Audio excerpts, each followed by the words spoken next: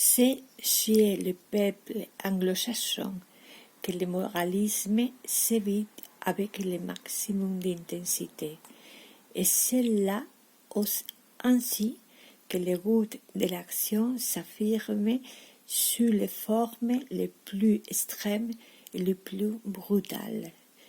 Ces deux choses sont donc bien liées l'une à l'autre, comme nous l'avons dit. Il y a une singulière ironie dans la conception courante qui représente les Anglais comme un peuple essentiellement attaché à la tradition, et ceux qui pensent ainsi confondent tout simplement tradition avec coutume. La facilité avec laquelle on abuse de certains modes est vraiment extraordinaire. Il est né qui sont arrivés à appeler tradition des usages populaires, ou même des habitudes d'origine toute récente, sans portée et sans signification. Quant à nous, nous nous refusons à donner ce nom à ce qui n'est qu'un respect plus ou moins machinal de certaines formes extérieures qui parfois ne sont plus que des superstitions au sens étymologique du mot.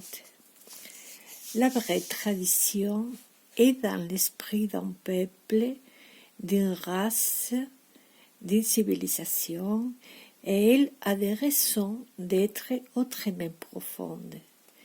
L'esprit anglo-saxon est antitraditionnel en réalité, au moins autant que l'esprit français et l'esprit germanique, mais d'une manière peut-être un peu différente, car en Allemagne et en France, dans une certaine mesure, c'est plutôt la tendance scientiste qui prédomine.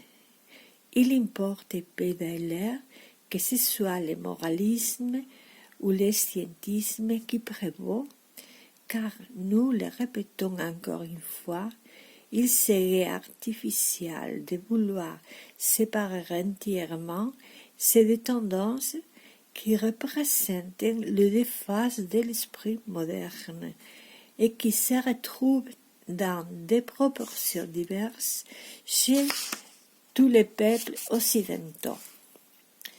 Il semble que la tendance moralisme l'emporte aujourd'hui assez généralement, tandis que la domination du scientisme était plus accentuée il y a peu d'années encore. Mais ce que l'une gagne n'est pas nécessairement perdu pour l'autre, puisqu'elles sont parfaitement conciliables et en dépit de toutes les fluctuations, la mentalité commune les associe assez étroitement. Il y a place en elles à la fois pour toutes ces idoles dont nous parlions précédemment. Seulement, il y a comme une sorte de cristallisation d'éléments divers qui s'opère plutôt maintenant en prenant pour centre l'idée de vie et ce qui s'y rattache, comme elle s'opérait au XIXe siècle autour de l'idée de science et au XVIII autour de celle de raison. Nous parlons ici d'idées, mais nous ferions mieux de parler simplement des modes, car c'est bien la fascination des modes qui se cherche là dans toute son ampleur.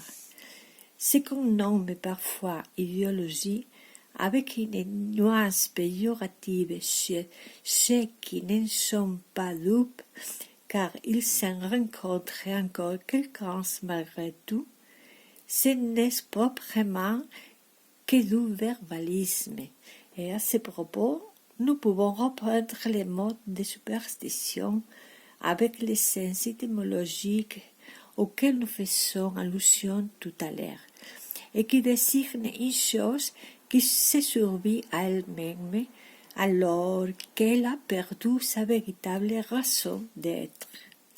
En effet, l'unique raison d'être des mots, c'est d'exprimer des idées. Attribuer une valeur aux mots par eux-mêmes, indépendant des idées, ne mettre même aucune idée sur ces mots et se laisser influencer par leur seule sonorité, cela est vraiment de la superstition. Le nominalisme, à ses divers degrés, est l'expression philosophique de cette négation de l'idée, à laquelle il prétend substituer le mode ou l'image. Confondant la conception avec la représentation sensible, il ne laisse réellement subsister que cette dernière, et sous une forme ou sous une autre, il est extrêmement répandu dans la philosophie moderne, alors qu'il n'était autrefois qu'une exception. Cela est très significatif, et il faut encore ajouter que le nominalisme est presque toujours solidaire de l'empirisme, c'est-à-dire de la tendance à rapporter à l'expérience, et plus spécialement à l'expérience sensible, l'origine et les termes de toute connaissance. Négation de tout ce qui est véritablement intellectuel, c'est toujours là ce que nous retrouvons comme élément commun, au fond de toutes ces tendances et de toutes ces opinions, parce que c'est cela effectivement la racine de toute déformation mentale, et que cette négation est impliquée à titre de présupposition nécessaire dans tout ce qui contribue à fausser les conceptions de l'Occident moderne.